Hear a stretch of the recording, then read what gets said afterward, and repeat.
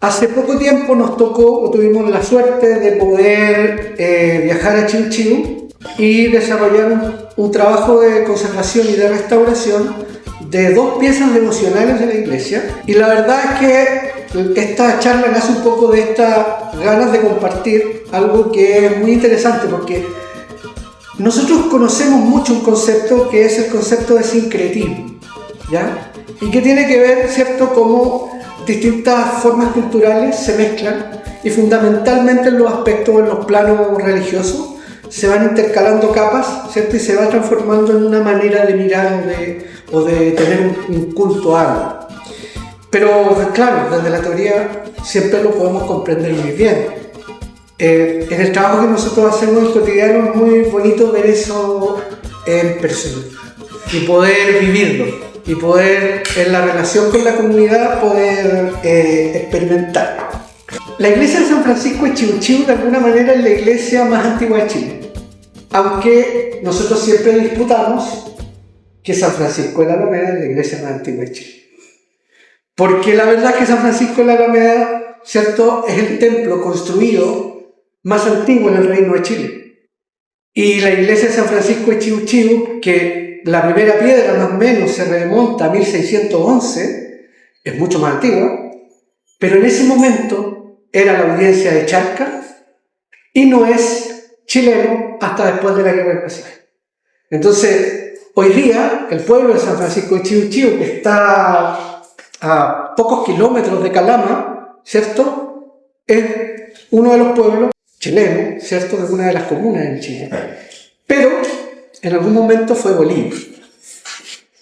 San Francisco de Chiu Chiu es una iglesia muy importante en el desarrollo tanto religioso como de la instalación del virreinato, ¿cierto?, en América y en esta zona de América. En algún momento, por ejemplo, cuando se forman los primeros obispados, ¿cierto?, y el primer obispado que tenemos en Cusco se traslada por esta necesidad de expandir el territorio y tratar de ir manejando y administrando el territorio a un segundo obispado en Lima. De ese obispado se desprenden algunas áreas de manejo, ¿cierto?, de las diócesis. Una de ellas es San Francisco de Chiu Chiu. Una de las zonas importantes va a ser San Francisco de Chiu Chiu. Por eso que esta iglesia, que además que si nosotros la miramos, por ejemplo, está emplazada en el centro de la ruta del Camino del Inca a lo largo del Loja. Entonces es un lugar estratégicamente importante y nosotros cuando vamos viendo estos pueblos, ¿cierto?, Aiquina, Chiu Chiu, San Pedro de Atacama, lo que vamos viendo en el fondo es que en lugares donde había asentamientos incas, con Pucará, con pequeñas ciudades, se van levantando ciertos poblados y ciertas ciudades, ¿cierto?, españolas en el fondo, y obviamente lo primero que se instala, porque es a partir de ahí de donde se expande todo, es la iglesia.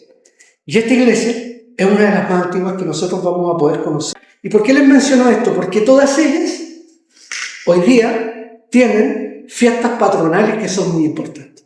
Y quizás en ellas aún se conserva esta mezcla de religiosidad y cultura originaria, ¿cierto?, este mestizaje tan vivo y tan presente. Cuando nosotros nos fuimos a Chiu Chiu a trabajar en este proyecto, fue muy a contrapelo, porque en el fondo generalmente los procesos de restauración son súper largos y nosotros necesitamos procesos analíticos previos. Yo viajé un poco antes, pude ver las piezas, hice unos diagnósticos dentro de un proceso de diagnósticos de la iglesia también, pero a pocos días de la fiesta de San Francisco nos pide la comunidad atacameña de Chiu Chiu, ¿acaso podemos viajar a restaurar el San Francisco?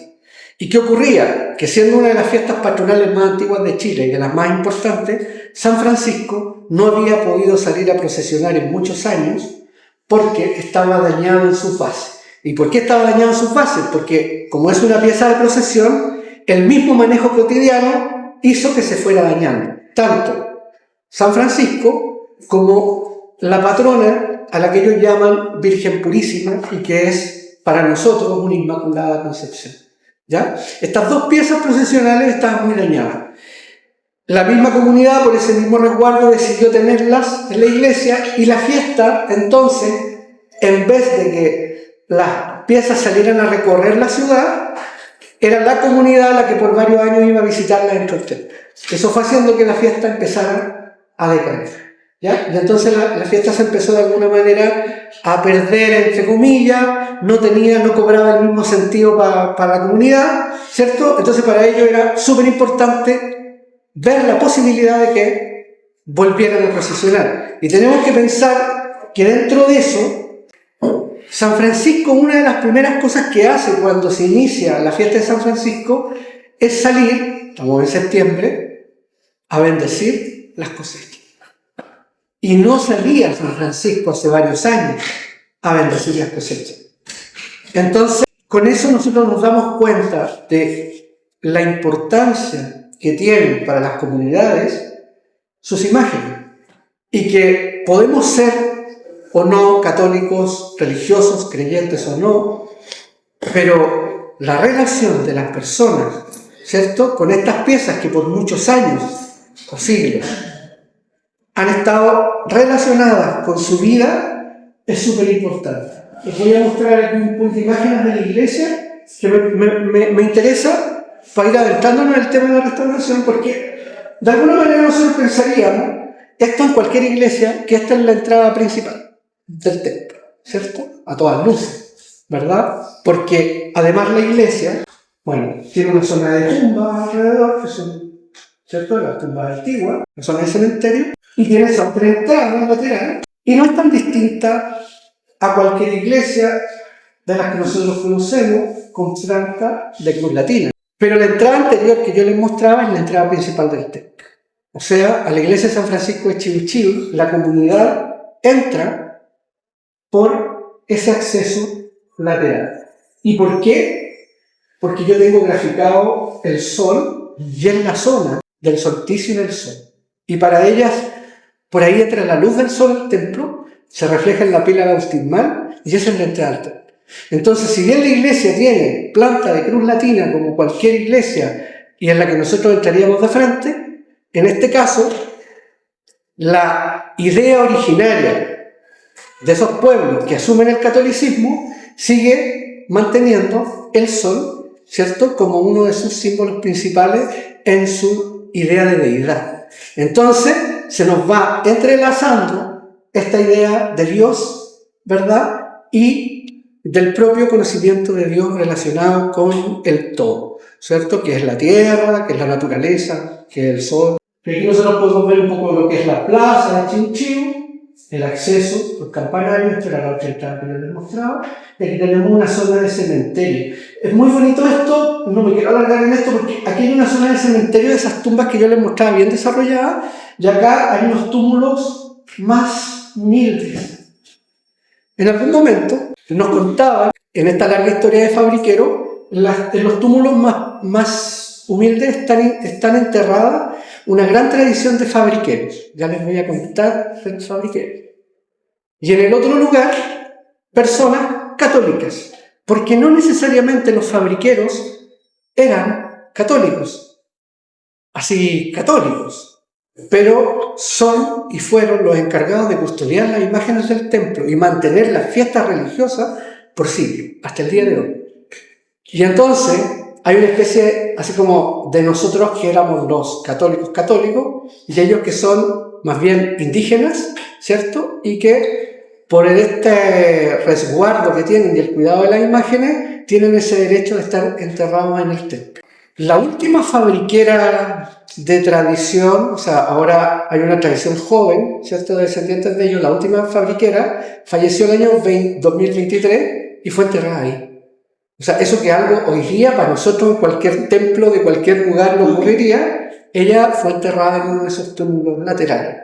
Así es San Francisco de Chivilchiv por dentro. Desde el altar hacia los lados se extienden dos pequeños altares, ¿cierto?, o capillas laterales, y está el Cristo que corona el altar en el fondo, y arriba la imagen del Padre Eterno. Estas piezas son muy originales. Miren, aquí les voy a hacer un paneo del cielo que es de carro en los Envigados. El suelo de piedra. Aquí hay una frase muy bonita. Una de las piezas que están ahí, nosotros pudimos o podemos hoy día en el trabajo de investigación, que aparte de esto trabajamos, hicimos el inventario de la colección, pudimos inventariar la colección y tenemos la suerte de que se conserva el libro de fábrica, la recopilación de muchas hojas que contienen el libro de fabricación de las piezas.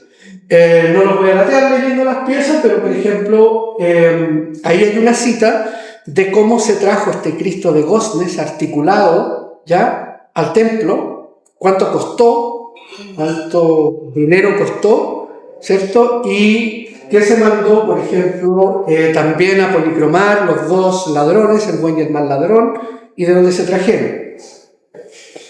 Esa es una página, una carátula del libro que existe, está resguardado en la Universidad Católica de Valparaíso y se puede explorar. Entonces con eso podemos investigar la procedencia de las piezas, prácticamente de todas las piezas. O sea, San Francisco de Chibuchí es una especie de Jurassic Park respecto a que las piezas que contiene son la conformación del templo. Nosotros cuando visitamos los templos no nos damos tanta cuenta, pero por ejemplo hay piezas que son pilares fundamentales, sobre todo en esta idea cristiana antigua. Pensemos lo siguiente. Pueblos que no sabían leer castellano, español, ¿cierto? Esa manera de leer que creemos nosotros que es la única. Entonces no sabían leer ni escribir. ¿Cómo les contaban la historia de la catequesis? Entonces la manera de contar la historia de la catequesis era que si Cristo, por ejemplo, estaba en la cruz, en algún momento lo bajaban de la cruz.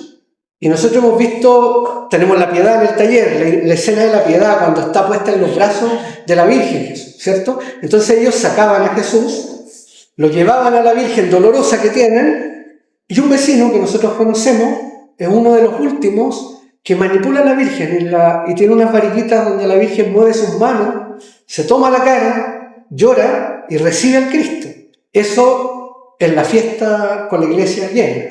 Entonces, claro, es la manera de evangelizar, ¿cierto? Y de ir relatando esta historia del Evangelio, así como nosotros tenemos los cuadros de la Gran Sala con la historia de San Francisco. Es una manera de ir conociendo eso. Hay escenas muy bonitas en esta Semana Santa. Por ejemplo, San Juan le avisa a la Virgen que resucitó Jesús. Y entonces en la calle ponen a unos chicos con una anda, toman a San Juan y ellos corren por todo el pueblo en dirección de un lado al otro a contarle a la Virgen que Cristo resucitó, algo que llaman San Juan de Aviso. Entonces esa fiesta, que dura varios días, está llena de escenas teatrales. Todo lo que nosotros resguardamos en este museo es barroco virreinal y el barroco es teatralidad. Y es una manera de expresar, ¿cierto?, teatralmente de alguna forma, una idea. Cuando nosotros enfrentamos un proceso de restauración, generalmente lo que tratamos de averiguar son las distintas capas materiales que tiene algo. ¿Ya? Ahí yo tengo la primera imagen, que es la Virgen que restauramos, ¿cierto? Una pieza de la iglesia de Chacha, que está hecha en madera de maguey. Eso es maguey, nosotros lo vemos acá en la ciudad muchas veces. Es un ágave gigante del cual sale ese tronco, y ese tronco es usado para armar esa estructura. Se usó mucho en el ámbito andino, sobre todo en este ámbito, en la escuela que nosotros llamamos potosina, ¿cierto? Que es un ámbito que va entre Sucre, Potosí, este alto peruano que llamamos. Se usaban mucho las estructuras de madera de maguey porque tenemos que entender que no había nuestros grandes árboles y la mayoría de las piezas, así como cedro del Ecuador y todo, eran madera impostada, pero en las piezas más antiguas se usaba lo que había, ¿cierto? Entonces el maguey presta muchos servicios y tenemos una microscopía del maguey que nos permite confirmar eso. Bueno, la Virgen tenía una estructura de metal muy pesada y se balanceaba completa, la desmontamos y la operamos. Tuvimos que abrirla y para esto, a partir de lo que yo les estaba diciendo, también nos pasa algo que es bien interesante, que es que nos costó mucho ese proceso, que fueron un par de viajes, para que pudiéramos, o cuando menos yo, ver a la Virgen del mismo señor que yo les mencionaba que manipulaba a la Virgen dolorosa, Cuando él fue a ver el proceso de restauración, en este proceso dijo, tenía, no sé, 80 años, dijo, yo nunca he visto a la Virgen sin vestido.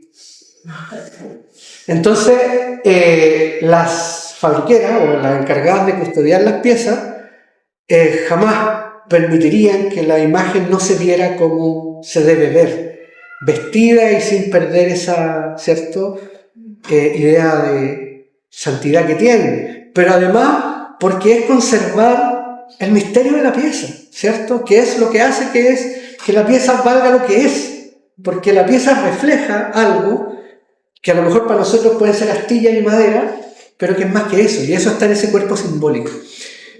Es muy bonito entender que en el proceso de conservación y restauración es algo que yo siempre he tratado de transmitir a mis alumnos. Nosotros no trabajamos solo sobre un cuerpo material, trabajamos sobre un cuerpo poético y simbólico. Y esos cuerpos tienen muchas capas. Cada vez que nosotros recuperamos una estructura material, lo que subyace en todo nuestro trabajo es la recuperación de un trabajo, de un cuerpo poético, simbólico, religioso, político, ¿cierto? Eso es lo que trabajamos. Porque el centro de la imagen está ahí. Las piezas patrimoniales son patrimoniales por eso, no porque sean bellas, porque pueden ser bellas en sí mismas, pero si no tienen un sentido, están cargadas de vacío. Entonces, tenemos siempre que pensar en eso. Bueno, llegar de ese paso de poder verla desnuda. Yo recuerdo que una de las primeras conversaciones que tuve con el grupo de fabriqueras, porque además andaba con delantal blanco, era decirle, pucha, pero usted ha ido al médico. Sí, yo soy como el médico de las piezas. Entonces, no importa. Yo vengo a sanar la pieza.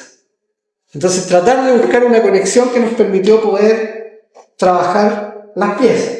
Ahí la vemos como estaba y aquí estamos desmontando el proceso. Otra cosa interesante, que para el poco tiempo que teníamos, que era una semana, armamos un equipo con, por ejemplo, ella, Viviana. Ella es la que está recogiendo la tradición de la fabriquera que murió, porque es la esposa del sobrino de la fabriquera y el sobrino de la fabriquera dice, yo soy esclavo de la Virgen y esclavo de San Francisco porque mi tía me dijo que mientras yo viva a la Virgen ni a San Francisco le puede pasar nada y yo me tengo que hacer cargo de seguir esta tradición. Y esta tradición se remonta además de una familia, que son ellos, que es una familia muy especial, que es descendiente, ¿cierto?, de los antiguos habitantes del lugar, y de hecho él nos invitó a su casa y él vive en el Pucará, y en el Pucará mismo, y en unas casas que son parte del Pucará. O sea, esas son las casas en las que ha vivido siempre su familia y que está instalado en el Pucará, que es monumento, y en un costado está su casa, es de piedra, es parte del Pucará, y han vivido ahí siempre, y por lo tanto siempre han custodiado la pieza. Entonces, es así el arraigo. Bueno, para entrar en detalle un poco, como la pieza era muy alta y se balanceaba, lo que hicimos fue abrirla y fabricar una pieza metálica que pudiéramos poner al interior, ¿cierto?, pensando en que la pieza iba a salir a procesión y se iba a balancear mucho. Yo esto lo estoy pasando muy rápido con pocas imágenes porque es una historia larguísima. Luego fabricamos un gran pivote que iba por fuera, que se podía eliminar, pero que iba tapado por el vestido, para darle una fuerza en la gravedad más alta.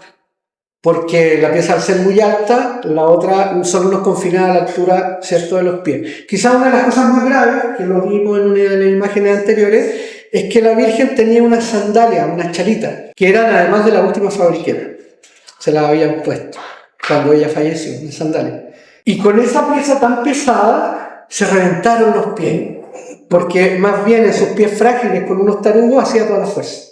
Entonces lo que hicimos fue eliminar el anclaje de los tarugos a la base y poner estas estructuras de fierro muy firmes y la Virgen quedó a 1 centímetro de la base, o sea, pendiente, para que quedara, porque es muy liviana, sosteniéndose solo en la estructura metálica y que sus pies nunca se apoyaran en la base.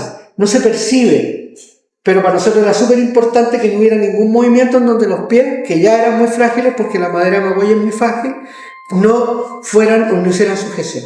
Entonces no hicieran sujeción ni desde los talones. Entonces la Virgen se afirma básicamente esta estructura que nosotros abrimos en la espalda, que está como a media espalda, con este pivote largo, ahí es donde hace toda la fuerza, y abajo solo tiene una especie de semiapoyo que hace que parezca que está montado. Luego vino el proceso de trabajo estético, que fue ir sacando agorex y adhesivos, ¿cierto?, con los que habían pegado los deditos durante mucho tiempo. Luego repusimos las manos, las carnaciones, y las manos volvimos a las policromías originales. Lo mismo hicimos con los pies. Ahí se nota la fractura que tenía el pie, que se había reventado completo, entonces tarugo los cortamos, los eliminamos para que no hubiera fuerza en la pieza. Y aquí se puede ver un poquito un plano de detalle de cómo queda suspendida, ¿cierto?, en estas estructuras metálicas para que no se siga dañando. Tenía pestañas pegadas con agorex, se eliminaron ahí, y después, entre comillas, maquillar esa zona, ¿cierto?, con policromía,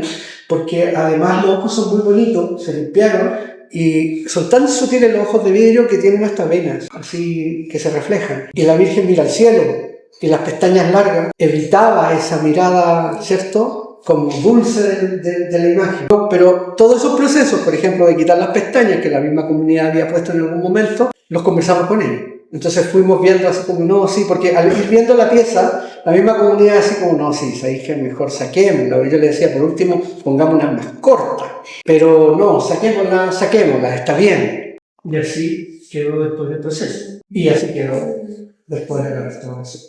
Yo la verdad es que cuando íbamos por San Francisco así. Sí, venía la gente de San Francisco, y cuando llegamos allá nos tenían la Virgen y San Francisco. Porque nos dijeron que San Francisco siempre sale con la Virgen. Entonces dije, bueno, yo analicé San Francisco, lo diagnostiqué, la Virgen no la he visto. Y todo ese proceso que les relaté lo tuvimos que desarrollar e improvisar allá. Y teníamos una semana que yo tenía pensado para San Francisco y una semana que usamos para la Virgen y el San Francisco. Y resultó que el proceso de San Francisco así fue bastante más sencillo. Ya lo había pensado, para mí no era un proceso tan complejo porque si bien la escultura estaba desencajada, es una escultura de tela encolada, de las que nosotros acá tenemos muchas. Y cuando se suelta la estructura de tela, generalmente la zona de madera central está muy firme. Entonces lo que se ha soltado es la vestimenta. Entonces ese proceso a mí estaba más o menos bien pauteado. Aquí yo tengo algunas microscopías del imagen. Ahí podemos ver la madera de cedro ecuatoriano, se puede ver esos poritos pequeños, son la clásica huella digital del cedro, de la cedrera dorata. Tenemos unas policromías de las zonas de piel, tenemos una policromía de la zona como de la cabeza, se ven los colágenos orgánicos ahí, eso es como cola animal, adhesivo de colágeno orgánico. Y acá se percibe medianamente con esos tonos verdosos, es que descubrimos algo bien interesante en el San Francisco, pero que no pudimos tratar esta vez y que nos quedó pendiente. Y es que bajo ese manto café que nosotros estábamos viendo, el manto en realidad es de hoja de plata y tiene dibujos verdosos de café, tiene filigrana, o sea, es un manto del que nosotros llamamos estofado, que es cuando la pieza entera está plateada o dorada a la hoja, ¿cierto? En este caso está plateada la hoja de plata, luego está pintada encima y agrafiado sacándole flores y dibujos. Ha sido muy lindo, pero tiene alrededor de 2 capas de pintura encima de repinte. Estuvimos conversando, ¿sabes?, con la comunidad y como que nos planteamos la idea de lo bonito que podría ser recuperar ese manto si logramos encontrarlo debajo, o la mayor cantidad de trazas de ese manto original. Así que es probable que en un futuro podamos ir por esa etapa de la restauración. Entonces, en este caso, lo que sí nos importaba era que San Francisco volviera a la procesión. Así más o menos estaban las policromías desgastadas, los barnices pasmados, pero fundamentalmente el daño que tenía, bueno, sus manos también. El adhesivo del lugar era el cemento de caucho. Entonces lo que había, bueno, el rojo también de la herida. Ahí está la separación de la base, ¿ven? Se nota ahí que está muy suelto, con varios retoques. Lo que hicimos en este caso fue, para quienes son restauradores habitualmente, entonces con estos tejidos que fuimos poniendo así superpuestos, le logramos dar adherencia nuevamente al vestido con la base, ¿cierto? Para que quedara fijo. Por suerte la estructura central estaba sólida, o sea, imaginémonos que esta pieza por dentro tiene una especie de pirámide de madera, un triángulo de listones de madera, eso lo llamamos como candelera, pero en este caso la diferencia de esta pieza, si ustedes se dan cuenta con la Virgen, que la Virgen es de vestir. O sea, la Virgen, si bien tiene este paño de yute o de arpillera, está hecha para llevar vestido. En cambio, él está policromado. Y si nosotros nos imaginamos la policromía original, que era de plata, de hoja de plata, o sea, él no necesita vestidos. Lo viste la gente porque a lo largo de la historia, la gente en la búsqueda de ver a sus piezas bellas, las visten, las maquillan, les ponen accesorios, ¿cierto? Y está bien, es parte de la historia, ¿cierto?, de estas piezas de culto. Pero esta pieza no es de vestir, es una pieza que podría lucirse por sí misma. Entonces fuimos reconstruyendo ese vestimenta. Ella es otra de las colaboradoras que tuvimos de la comunidad, y es muy interesante porque cuando nosotros terminamos las piezas, ellos estaban preparando la fiesta de San Francisco con las diabladas, con todo, estaban ensayando. Entonces en ese momento nos dicen que quieren hacer una bendición a las imágenes, pero eran ellos, no era el padre, no era el párroco, eran ellos. Entonces esta bendición no era por parte del párroco, no era por parte de la iglesia, sino que de la comunidad. Y la comunidad iba a hacer una bendición a su manera, que era saumerear las imágenes. Ella, su apellido es Paniri, y el volcán de Chinchín se llama Paní. O sea, estamos pensando que ella, que era una de las personas de la comunidad atacameña del lugar, es descendiente de los pueblos más originarios que puede tener el lugar, y por lo tanto, por eso que nosotros no es tan difícil pensar en el arraigo de la comunidad. Y pasa algo bien interesante. Las piezas son de la comunidad y no de la parroquia. Y la parroquia se entiende como la administración parroquial que viene a hacerse cargo del templo, pero el templo es de la comunidad y la comunidad dispone de las imágenes y dispone de todo. Pero en el rito cotidiano del uso de la iglesia lo administra. O sea, ese solo hecho administrativo demuestra el cruce sincrético de la presencia de las comunidades con la presencia de la iglesia, ¿cierto?, en relación al templo mismo. Ahora, son profundamente creyentes y devotos a San Francisco y a la Virgen. Y la iglesia probablemente el día domingo tiene más gente que muchas de las iglesias, ¿cierto?, en algunos otros lugares. Pero, sin embargo, la manera que tienen de relacionarse así como administrativamente con la iglesia es muy sincrética. Porque de alguna manera prima la comunidad atacameña, es la dueña y depositaria de esta iglesia por muchos años. Nos contaban una historia que en una de las últimas revueltas de un cacique descendiente, el párroco, el cura que estaba en el lugar, huye del pueblo y la iglesia queda agotada. Entonces los que eran creyentes, que ya habían asumido el cristianismo en esta idea, son los que se hacen cargo de la iglesia y ellos empiezan a reproducir las fiestas, y de ahí nacerían las primeras fiestas patronales que tienen a la manera de ellos, que es empezar a sacar las imágenes a procesionar, empiezan a vestirlas, a cuidarlas, y pasan un par de siglos antes de que la iglesia vuelva al lugar. Entonces eso nos permite comprender perfectamente por qué, primero, se mantienen las fiestas de Semana Santa, ¿cierto?, que es la fiesta patronal además, y la fiesta patronal del santo, que coincide con la época de la cosecha. Entonces, ¿cómo se mantiene la fiesta? Que no se mantuvo porque haya tenido la presencia de la iglesia, ha estado siempre en el lugar, así permanentemente, sino que pasa un largo lapsus de desconexión de eso, y son ellos los que mantienen esto.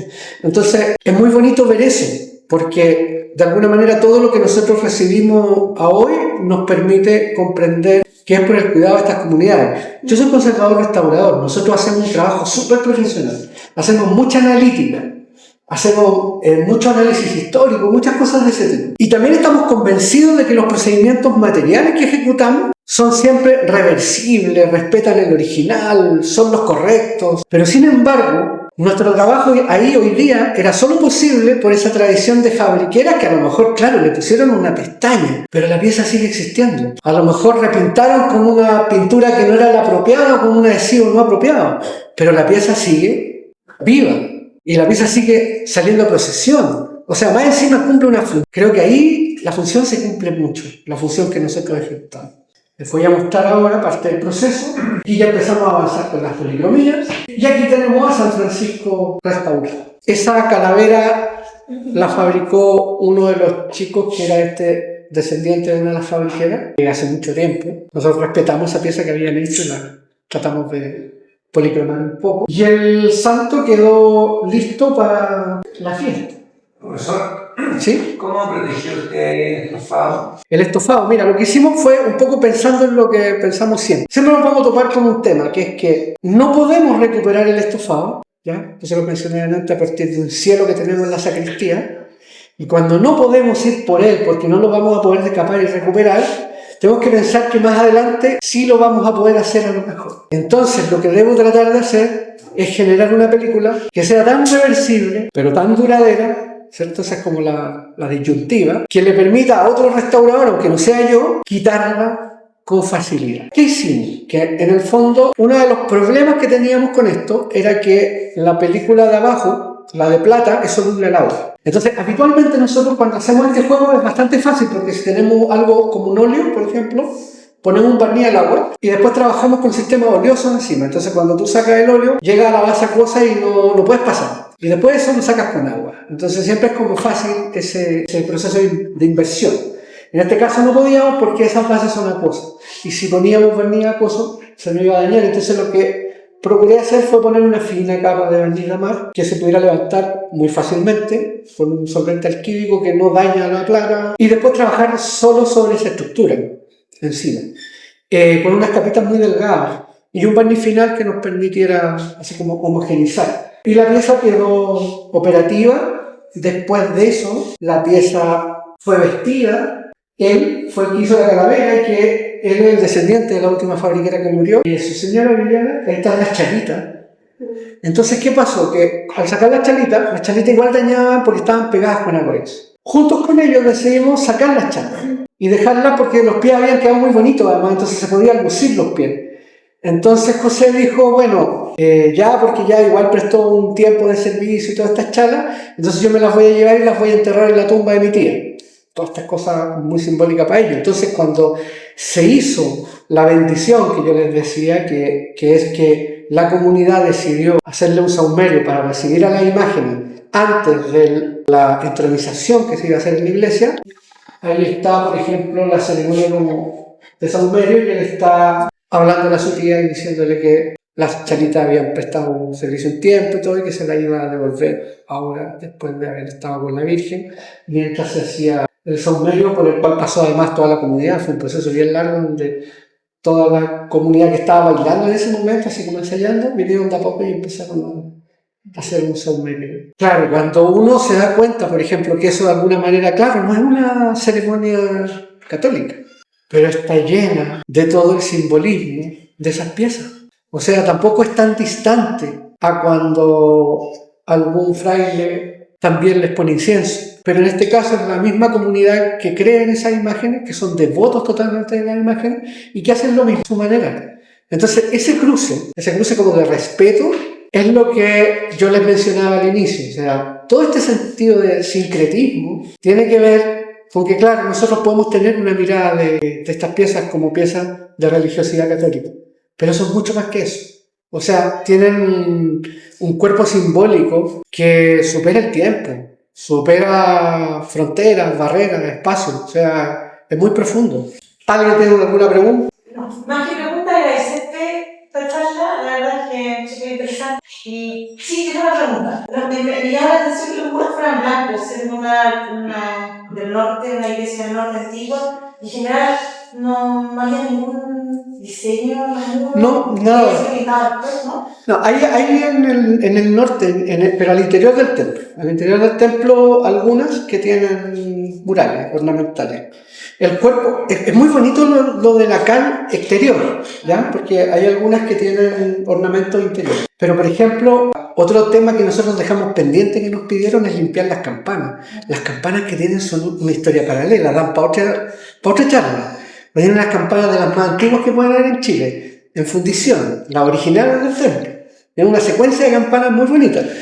Y ellos hacen una ceremonia para pintar la iglesia, antes de que llueva cada año. Pero antes de que pudiera caer una lluvia. y eran unos tambores con cal, iba todo el pueblo con baldes y baldean la iglesia. Y se lo van pasando para arriba y baldean desde arriba y baldean los campanarios, entonces las campanas están llenas de cal. Claro, como en el otoño antes de que llegue el invierno con una posible lluvia. Bueno, pero en el fondo la cal protege mucho exteriormente, es muy hidrófuga, ¿ya? Pero esta iglesia no es de adobe completamente, ni adobe como pareciera, es de piedra. Y se supone que gran parte de las piedras salieron del Pucará. En algún momento se trasladaron y tiene casi toda esta estructura, unos contrafuertes gigantes, muy bajitas. Entonces, por eso que ha soportado también bien los terremotos. Yo estoy trabajando en el diagnóstico de la iglesia, de distintas partes de la iglesia, y todavía estábamos en esa etapa, para el proceso de restauración. Y paralelamente en la imagen. Pero no tiene murales interiores. Lo que sí, que todos los elementos arquitectónicos son muy singulares, porque este techo, por ejemplo, de cactus, o las maderas, por ejemplo, de algarrobo, envigado en esta especie de cercha, están amarradas con cuero. O sea, y las puertas igual, las puertas tienen como las bases de madera, los cactus, y amarran de cuero. Y que originalmente eran de tendones y fueron reemplazadas después a lo largo del tiempo cuando se dañaron por winchas de cuero. Si bien son elementos funcionales, son totalmente ornamentales hoy día, o sea, tienen esa singularidad patrimonial que no hay encontrado en ninguna parte. La pila bautismal, o sea, casi todos los espacios interiores. Los mismos contrafuertes, que yo creo que han mantenido la iglesia así, sin que se cayera por el terremoto. Es súper ancha en el fondo, de alguna manera. Es como muy maciza y muy baja. Entonces eso ha hecho que soporte muy bien el terremoto. Está a 5 metros del río Loa.